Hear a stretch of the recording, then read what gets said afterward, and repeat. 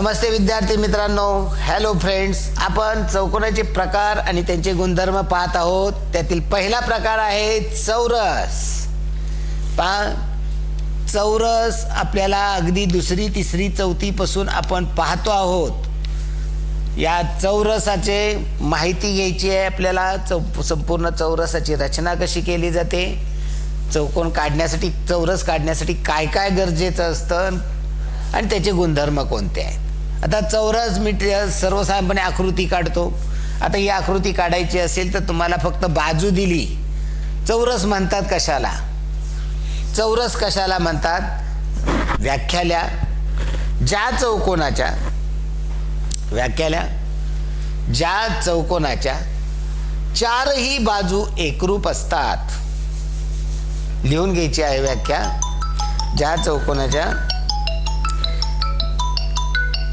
ज्या चौकोनाच्या चारही बाजू एकरूप असतात, ज्या चौकोनाच्या चारही बाजू एकरूप असतात, ज्या चौकोनाच्या चारही बाजू एकरूप असतात व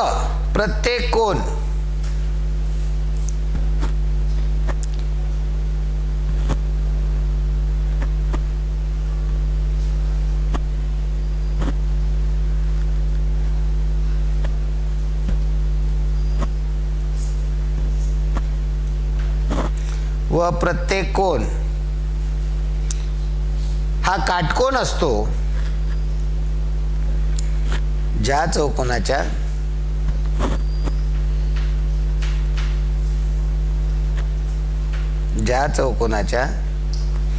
चारही बाजू एकरूप असतात व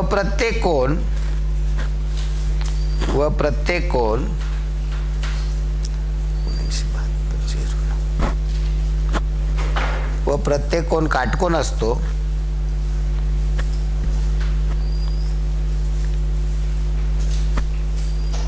त्या चौरस असे म्हणतात.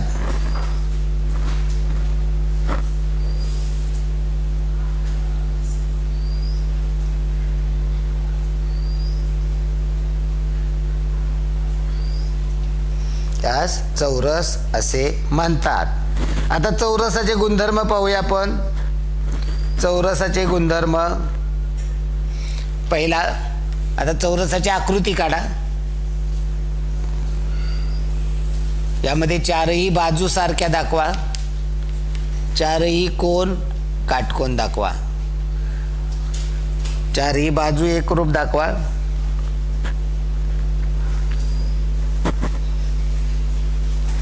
चारही कोन 90 डिग्रीचे दाखवा, चारही बाजू एकरूप असतात आणि चारही कोन काटकोन असतात. त्यास चौरस असे म्हणतात. आता टेंटेटिव्ह आपण आकृती काढलेली आहे. या चारही बाजू सारख्या दाखवले, त्यामुळे त्यावरती सारख्या खुणा आहेत, याचा अर्थ या चारही बाजू सारख्या आहेत. काटकोन दाखवले, काटकोन या पद्धतीने दाखवले जातात.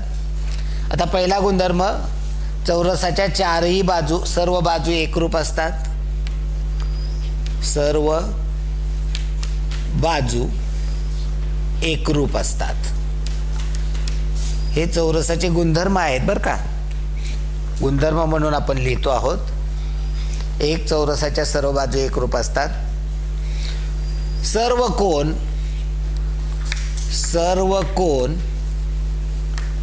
काटकोन असतात. सर्व कोन काटकोन, काटकोन म्हणजेच 90 डिग्रीचे काटकोन असतात, म्हणजे 90 अंशाचे असतात. एकही कमी किंवा जास्त याचा नसतो. सर्व कोन काटकोन असतात, म्हणजे प्रत्येक कोन 90 अंशाचा असतो. याचे जर कर्ण पाहिले, चौरसाचे जे कर्ण आहेत, हे चौरसाचे कर्ण एकरूप असतात. आपण हे थोडक्यात लिहितोय. प्रत्येकाची रचना वाक्याची करता येईल. चौरसाचे दोन्ही कर्ण एकरूप असतात. थोडक्यात लिहिलं, कर्ण एकरूप असतात, आपल्याला लक्षात येतात. आणि महत्वाचं आहे, हे चौरसाचे कर्ण लंब दुभाजक असतात. आता लंब दुभाजक म्हणजे काय सांगतो. चौरसाचे कर्ण लंब दुभाजक असतात, म्हणजे दोन भागा करतायत आणि लंब मध्ये काटकोनामध्ये. हा एक कर्ण आणि हा एक कर्ण या ठिकाणी होतो आहे तो काटकोन होतो. ही बाजू आणि ही एकरूप असते. आता दोन्ही कर्णही एकरूप असतात, म्हणजे या बाजू देखील एकरूप असणार आहेत. म्हणजे या दोन्ही कर्णाचे दोन भाग होतात, या ठिकाणी काटकोन तयार होतो आणि हे दोन्ही भाग देखील एकरूप असतात. आता बाजू सारख्या आहेत, कर्ण एकरूप आहेत म्हणलं हे चारही भाग कसे असणार आहेत, एकरूप असणार आहेत. म्हणजे महत्त्वाची प्रॉपर्टी, चौकोनाच्या सर्व बाजू एकरूप असतात, चौकोनाच्या सर्व कोन 90 डिग्रीचे असतात, प्रत्येक कोन 90 अंशाचा असतो. चौरसाचे दोन्ही कर्ण एकरूप असतात आणि चौरसाचे हे कर्ण परस्परांना लंब दुभाजक असतात. ते काटकोनात दुभागतात आणि दोन भाग सारखे होतात. त्यामुळं ही चौरसाची प्रॉपर्टी झाली. आपल्याला चौरसाची जर रचना करायची असेल, चौरस रचना, तर काय काय देणं गरजेचं आहे. की आपल्याला सांगितलं की आमकं हे दिलं, चौरसाची रचना करा, करता येईल का.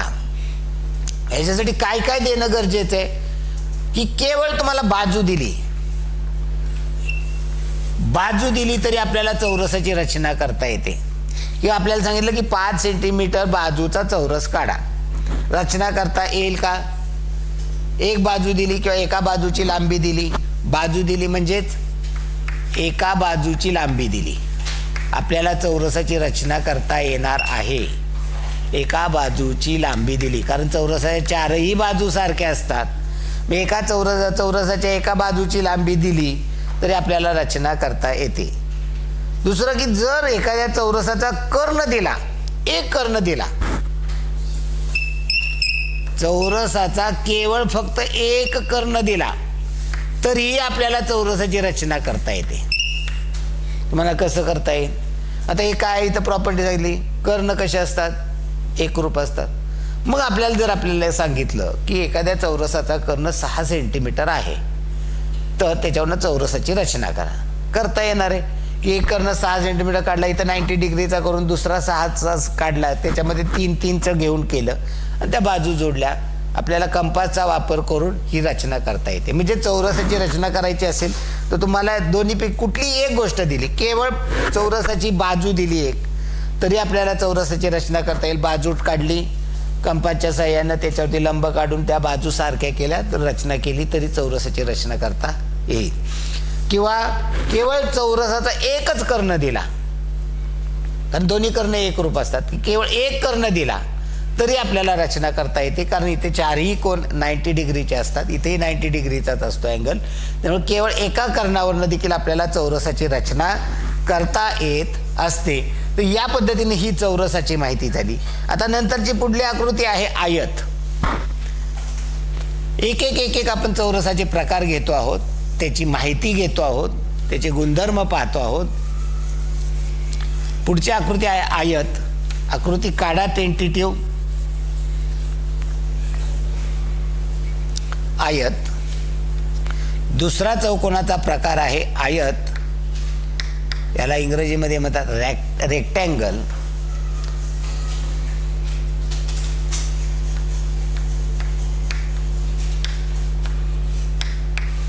चौरसाला स्क्वेअर म्हणतात. त्या चौरसाला पुढे इंग्रजीत नाव लिहा स्क्वेअर. आता आपण पाहतो आहोत आयत. आयत कशाला म्हणायचं. आयत म्हणतात ज्या चौकोनाच्या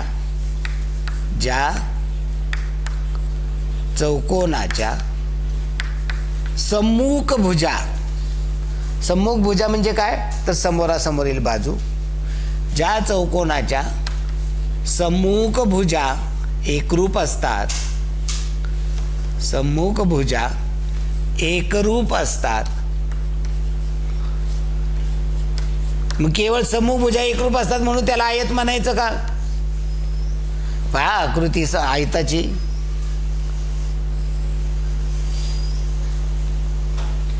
या बाजू आणि ही बाजू एकरूप आहे, ही बाजू आणि ही बाजू एकरूप आहे. केवळ एवढ्या याच्यावरती होतं का. पहा मी ते काढला आकृती, पहा एकरूपच काढणार आहे. या बाजूला ही बाजू एकरूप आहे, या बाजूला ही बाजू एकरूप आहे, याला आयत म्हणायचं का? अजून काय लागेल? केवळ सम्मुख भुजा एकरूप असतात असं नाही, अजून काय गरजेचं आहे? आणि सम्मुख भुजा एकरूप असतात व प्रत्येक कोन काटकोन असतो, व प्रत्येक कोन काटकोन असतो.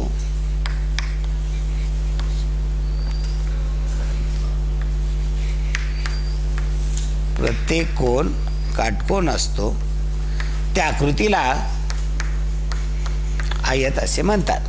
प्रत्येक कोन काटकोन असतो त्या आकृतीला आयत असे म्हणतात. आता आयताचे गुणधर्म, आयताचे गुणधर्म आपल्याला पाहणार आहोत. आयताचे गुणधर्म काय आहेत? तर पहिला, हा आयत नाही आहे बरं का, हा आयत आहे, रेक्टँगल आहे, हा आयत नाही, याला वेगळं नाव आहे, ते आपण पाहणार आहोत नंतर. ओके. आयत की याचे प्रॉपर्टी पाहतोय आपण. पहिली प्रॉपर्टी आहे सम्मुख भुजा एकरूप असतात. सम्मुख याचा अर्थ समोरासमोरील, भुजा याचा अर्थ बाजू. सम्मुख भुजा एकरूप असतात.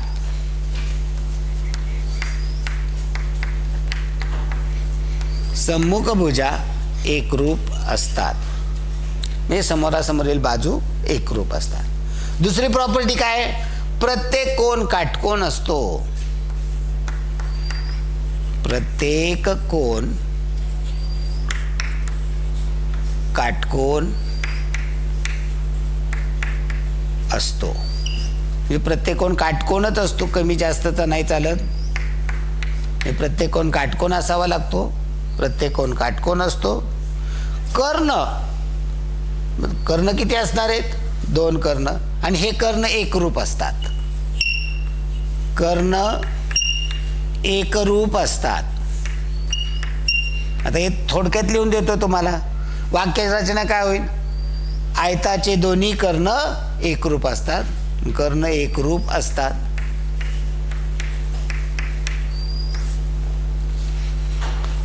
चौथी प्रॉपर्टी काय होईल? हे कर्ण एकमेकांना दुभागतात. कर्ण सर्व चौरसाचे सर्व चौकोनाचे कर्ण एकमेकांना दुभागतात. यात काही वेगळं आहे असं नाही. कर्ण एकमेकांना दुभागतात म्हणजे 2 भागामध्ये डिवाइड करतात. 2 भागामध्ये दुभागतात. म्हणजे या ठिकाणी हा जर काढला, या ठिकाणी आपण हा एक कर्ण, हा एक कर्ण, हे दुभागतात. मग दुभागतात पण काटकोनात दुभागतात का? आपण चौरसाचं पाहिलं होतं. चौरसाचे कर्ण परस्परांना लंब दुभाजक असतात किंवा परस्परांना काटकोनात दुभागतात. तर इथं काटकोनात दुभागत नाहीत, की या ठिकाणी हा आहे तो विशाल कोण आहे, हा लघु कोण आहे. दुभागतात, 2 भाग करतात, पण काटकोनात दुभागत नाहीत. ओके. तर ही ही आपण आयताची व्याख्या पाहिली, आयताचे गुणधर्म पाहिले, आणि आयताची रचना जर करायची असेल तर काय काय देणं गरजेचं आहे. आयत रचना आपल्याला माहिती आहे, लांबी रुंदी दिली. एक आयताची फक्त लांबी दिली तर येईल का रचना करायला? फक्त लांबी दिली तर रचना करता येईल का? लांबी व रुंदी दिली असता. लांबी आणि रुंदी हे दोन्ही दिलं पाहिजे. रचना करायची असेल तर लांबी व रुंदी दिली असता. मग केवळ लांबी आणि रुंदीवरनच आपल्याला करता येईल का? नाही. आपल्याला पायथागोरसचं त्रिकूट आहे. काय त्याच्यामध्ये? काटकोन आहे म्हणजे या ठिकाणी पायथागोरसचं त्रिकूट झालं. मग आपल्याला एक बाजू आणि कर्ण दिला तरी आपल्याला रचना करता येईल. म्हणजेच काय त्याला म्हणता येईल आपल्याला? आयताचं काय देणं गरजेचं आहे? एक तर लांबी आणि रुंदी दिली असता, एक बाजू आणि कर्णाची, एक बाजू आणि कर्ण दिला, दुसरी बाजू आपल्याला काढता येते पायथागोरसच्या सूत्राने. त्यामुळं एक बाजू कोणतीही, ही बाजू दिली आणि कर्ण दिला तरी करता येईल, किंवा ही बाजू आणि कर्ण दिला तरी करता येईल. एक बाजू आणि कर्ण आणि एक कर्ण दिला, दोन्ही कर्ण द्यायची गरज नाही, कारण कर्ण हे दोन्ही एकरूप असतात. आपण याच्यामध्ये लिहिलेलं आहे कर्ण एकरूप असतात. एक बाजू आणि एक कर्ण, एक बाजू आणि कर्ण दिला असता.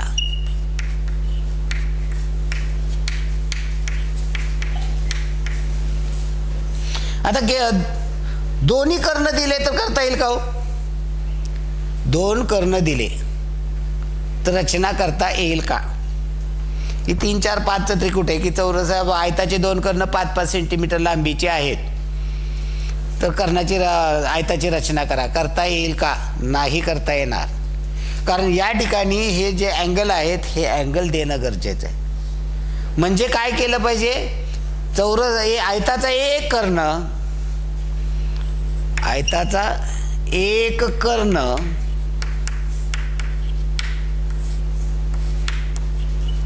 एक कर्ण दिला म्हणजे दुसराही कर्ण तेवढाच असतो.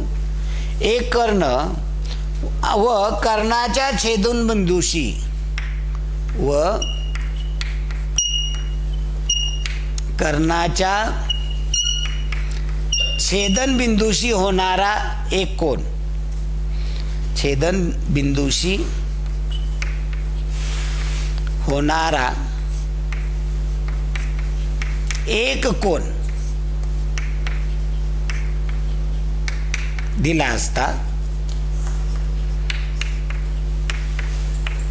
आपल्याला आयताची रचना करता येईल.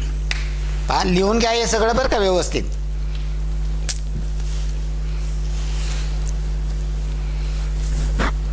म्हणजे जर आयताची रचना करायची असेल तर तुम्हाला काय देणं गरजेचं आहे? एक तर लांबी रुंदी दिली, तुम्ही इतर रेक्टँगल टाकून काटकोन टाकून रचना करू शकता कंपास मधल्या साहित्याचा वापर करून. एक बाजू आणि कर्ण दिला, पायथागोरसचं त्रिकूट वापरून तुम्ही दुसरी बाजू काढू शकता, त्याच्यावरनं रचना करू शकता. आणि तिसरं केवळ एक कर्ण आणि यातला एक कुठलाही एक अँगल दिला की उदाहरणार्थ तुम्हाला इथे दिला की दोन कर्ण एकमेकांना 60 अंशामध्ये दुभागतात, 60 अंशामध्ये दुभागतात, तर त्या आयताची रचना करा. कर्णाचं एका कर्णाचं दिलंय माप, दुसरा कर्णही तेवढाच असतो. मी तुम्ही इथं 60 डिग्रीचा अँगल करून तुम्ही रचना करू शकता, काही अडचण येणार नाही. कारण त्याच्यावरून आपल्याला रेक्टँगल वगैरे ते सगळे काढता येतात. म्हणजे केवळ आयताचा एक कर्ण आणि कर्णाच्या छेदनबिंदूशी होणारा एक कोन एवढं जरी दिलं तरी आपल्याला पुरेसं आहे, त्याच्यावरून आपल्याला रचना करता येते. अशा पद्धतीनं ही आयताची माहिती घेतली. नंतरचा तिसरा आहे तो समभुज चौकोन. तिसरा चौकोनाचा प्रकार आहे तो आहे समभुज चौकोन. आता याची पण आकृती काढायची आपल्याला, टेंटेटिव्ह आपल्याला आकृती काढायची. हे पहा, प्रत्येक या ठिकाणी प्रत्येक कॉन्सेप्ट आपला क्लिअर झाला पाहिजे. मी तुम्हाला अगदी सम्मुख भुजा म्हणजे काय, लगतचे कोन म्हणजे काय, सम्मुख कोन म्हणजे काय, यापासून सर्व गोष्टी घेतो की अगदी हे 3री 4थी मधले 4थी 5वीचे घटक आहेत, पण हे गरजेचे आहेत की जे माहिती असणं. तिसरा आहे चौकोनाचा प्रकार समभुज चौकोन.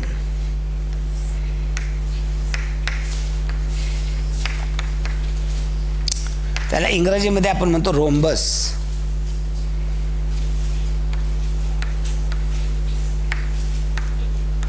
रोम्बस. ओके, आता याची रचना करूया आपण टेंटेटिव्ह.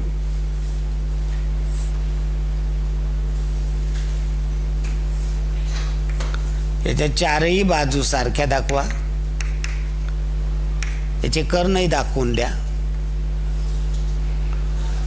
ओके, आता समभुज चौकोन कशाला म्हणतात तर ज्या चौकोनाच्या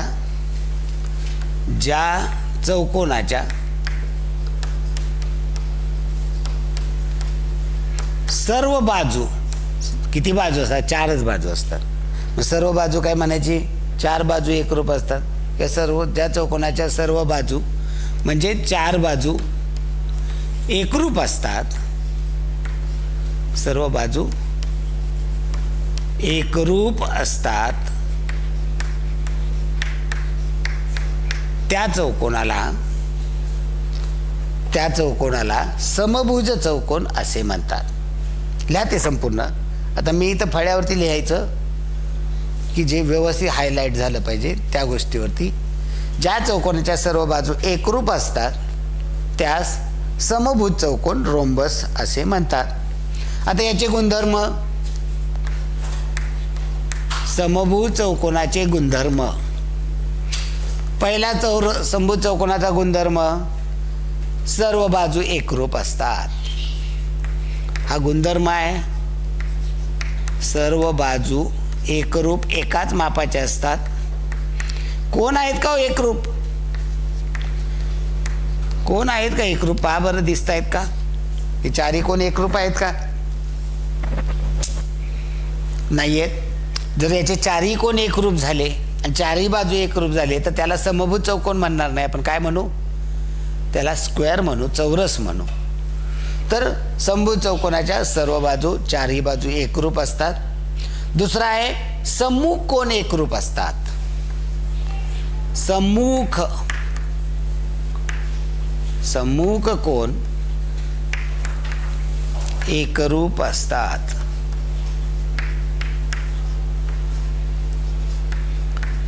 सम्मुख कोण एकरूप असतात. सम्मुख कोण म्हणजे समोरासमोरील कोण. की या ठिकाणी याला जर नावं दिली ABCD तर अँगल A आणि अँगल C हे सम्मुख कोण एकरूप आहेत. म्हणजे अँगल A एकरूप अँगल C आणि अँगल B एकरूप अँगल D हे सम्मुख कोण एकरूप असतात. तिसरी प्रॉपर्टी आहे लगतचे कोण. लगतचे कोण पूरक कोण असतात. लगतचे कोण पूरक कोण असतात. म्हणजे लगतच्या दोन कोणांची बेरीज केली तर 180 अंश येते. साध्या सोप्या भाषेमध्ये लगतचे कोण पूरक असतात याचा अर्थ काय, तर लगतच्या दोन कोणांची बेरीज 180 अंश येते. म्हणजे उदाहरणार्थ अँगल A जर घेतला 120 अंशाचा तर अँगल D येणार आहे 60 अंशाचा, अँगल B पण येणार आहे 60 अंशाचा. 120 180 मध्ये 120 वजा केले 60 अंशाचा. हां, म्हणजे लगतचे कोण पूरक कोण असतात आणि या दोन कोणांची बेरीज 180 अंश येते. किंवा अँगल A म्हणजे angle A plus angle B बरोबर 180 अंश किंवा angle A plus angle C D plus angle D बरोबर 180 अंश. किंवा असंही म्हणू शकतो angle B plus angle C बरोबर 180 अंश, angle C plus angle D बरोबर 180 अंश. म्हणजे लगतचे कोण आहेत त्यांची बेरीज केली तर 180 अंश येते. ही एक महत्त्वाची प्रॉपर्टी आहे. आणि चौथी सगळ्यात महत्त्वाची आहे, समभुज चौकोनाचे कर्ण लंब दुभाजक असतात. कर्ण लंब दुभाजक असतात. पूर्ण वाक्यात काय होईल याची रचना, समभुज चौकोनाचे कर्ण लंब दुभाजक असतात. समभुज चौकोनाचे कर्ण परस्परांना काटकोनात दुभागतात. याचा अर्थ दोन्ही भाग सारखे, म्हणजे हे दोन्ही भाग सारखे होतील तर हे दोन्ही भाग इकडून चारही नाही सारखे होणार. कर्ण लहान मोठे आहेत म्हणजे हे दोन्ही, याच्यावर 3 रेषा आहेत म्हणजे हे दोन्ही भाग सारखे होतील. याच्यावर SS काढलेलं म्हणजे याचा अर्थ हे दोन्ही भाग सारखे होतील आणि या ठिकाणी काटकोन होणार आहे. हे चारही काटकोनात दुभागतात. म्हणजे साध्या सोप्या भाषेमध्ये काय होईल, समभुज चौकोनाचे कर्ण परस्परांना काटकोनात दुभागतात, 2 भाग करतात आणि काटकोनात होतात.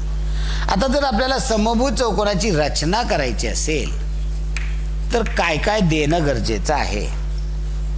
केवळ आपल्याला सांगितलं समभुज चौकोनाचा बाजू दिली तर समभुज चौकोन काढा, करता येणार नाही. मला की सर चौरसाची येते. चौरसाची केवळ एक बाजू दिली, 90चे अँगल आहेत, मग त्यामुळे आपल्याला अडचण येत नाही. मग हा समभुज चौकोनाची केवळ एक बाजू दिली, 5 सेंटीमीटर बाजूचा समभुज चौकोन काढा, रचना करता येईल का? मुळीच करता येणार नाही. मग समभुज चौकोन काढायचा असेल तर तुम्हाला काय पाहिजे, पहिलं दोन्ही कर्णाची लांबी, म्हणजे फक्त कर्ण दिले एका समभुज चौकोनाचा एक कर्ण 10 सेंटीमीटर, दुसरा कर्ण 12 सेंटीमीटर, तर तो समभुज चौकोन काढा, करता येणार आहे. म्हणजे दोन्ही कर्णांची लांबी, बाजू दिली नाही, दोन्ही कर्णांची लांबी दिली, दोन्ही कर्णांची लांबी दिली तरी आपल्याला रचना करता येणार आहे. दोन कर्णाची लांबी दिली किंवा एका बाजूची लांबी आणि एक कोन, एकच बाजू म्हणजे बाजू चारही असतात, त्यातली एक बाजू दिली, म्हणजे या चारही बाजू दिलेल्या आहेत, म्हणजे एक प्रकारे बाजू व एक बाजू व एक कोन, एक बाजू व एक कोन दिला असता. हे उदाहरणार्थ दिला, 5 सेंटीमीटर बाजू आहे आणि दोन बाजूंमध्ये 50 अंशाचा कोन आहे, तर तो समभुज चौकोन काढता येणार आहे. किंवा एक बाजू काढली, 50चा सांगितलेला, इथून आपण 50चा टाकला, इथून आपण अँगल या ठिकाणी, पुन्हा या ठिकाणावरून आपल्याला 130चा टाकावला, हा 50चा आहे म्हणजे हा 130चा. कोण मापकाने कोण टाकले, बाजू या कंपासमध्ये घेतलं, कंपासमधनं खुणा केल्या, ते जोडलं, समभुज चौकोनाची रचना करता येईल. म्हणजे एक बाजू आणि एक कोन, त्या दोन बाजूंमधील, दोन बाजूंमधील एक कोन आणि एक बाजू दिली तरी आपल्याला समभुज चौकोनाची रचना करता येईल. एक बाजू व एक कर्ण, एक बाजू व एक कर्ण, केवळ एक बाजू आणि एक कर्ण देऊन चालणार नाही. एक बाजू व एक कर्ण व त्यांनी समाविष्ट केलेला कोन, व त्यांनी म्हणजे कर्ण आणि बाजू यांनी, व त्यांनी समाविष्ट केलेला कोन, त्यांनी समाविष्ट केलेला कोन. म्हणजे उदाहरणार्थ काय, एक बाजू दिली आणि हा कर्ण आहे, हा कर्णामधला एक इथे दिला व 30 अंशाचा, व एक बाजू आणि कर्ण याच्यामध्ये 30 अंशाचा कोन आहे. बाजू 5 सेंटीमीटर आहे व कर्ण व बाजू याच्यामध्ये 30 अंशाचा कोन आहे, तर आपल्याला समभुज चौकोन काढा. तर तुम्हाला इथे हा दुभागतो, म्हणजे हा 30 असेल तर हाही कोन 30चा असणार, म्हणजे इथं तुम्ही 60चा काढू शकता आणि त्याच्यावरनं रचना करू शकता. म्हणजे या ठिकाणी बाजू काढली 5 सेंटीमीटरची, इथे 30चा एक कोन मापकाने टाकला, 60चा एक टाकला, कारण हा दुभाजक आहे, म्हणजे हा 30चा म्हणजे हा 30चा असणार, म्हणजे 60चा टाकला. या ठिकाणी तसंच केलं की हा 60चा असेल तर हा 120चा असणार आहे, मग 120चा हा कोन आहे, मग 120चा कोन काढल्यानंतर त्याच्यामध्ये तुम्ही हा काढून घेतला आणि नंतर त्याचे कर्ण जोडले तरी चालतील. म्हणजे केवळ एक कर्ण, बाजू, एक कर्ण आणि त्या बाजू आणि कर्णामधले यांचा समाविष्ट केलेला कोन, एवढं दिलं तरी आपल्याला समभुज चौकोनाची रचना करता येईल. किंवा केवळ 2 अर्धकर्णाची लांबी दिली, केवळ 2, जर दोन्ही अर्धकर्णाची लांबी, अर्धा कर्ण दिलेला आहे म्हणजे काय, त्यावर दुप्पट केले की पूर्ण कर्ण जाईल. म्हणजे दोन्ही कर्ण दिले म्हणजे दोन्ही कर्णाची लांबी दिली म्हणजे करताच येते. मग तसं जर दोन्ही अर्धकर्णाची लांबी दिल्यास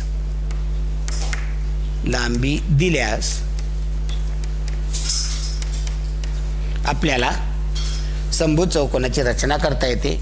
की उदाहरणार्थ सांगितलं, एका समभुज चौकोनाचा अर्धा कर्ण 5 सेंटीमीटर, दुसरा अर्धा कर्ण 6 सेंटीमीटर आहे, तर रचना करता येते. की 5 सेंटीमीटर अर्धा कर्ण म्हणजे पूर्ण कर्ण 10 सेंटीमीटरचा येईल, दुसरा अर्धा कर्ण 6 आहे तर दुसरा 12चा येईल. इथे काटकोन करून त्याच्यावरनं हे दोन्ही दुभागतात म्हटल्यावर ती 12 आहे मध्ये सेंटर 6 वरती, हे 10 आहे म्हटल्यानंतर 5 वरती केले, इथे काटकोन केले की ॲटोमॅटिक तयार होतो चौरस समभुज चौकोन. तर या भागामध्ये आपण काय पाहिलं, तर पहिल्यांदा चौरस म्हणजे काय, चौरसाची रचना, चौरसाचे गुणधर्म पाहिले. नंतर चौरसाची रचना करण्यासाठी काय काय गरजेचं आहे ते पाहिलं आणि चौरसाचे गुणधर्म पाहिले. त्यानंतर आयत पाहिला. आयत कशाला म्हणतात त्याची व्याख्या, आयताचे गुणधर्म पाहिले.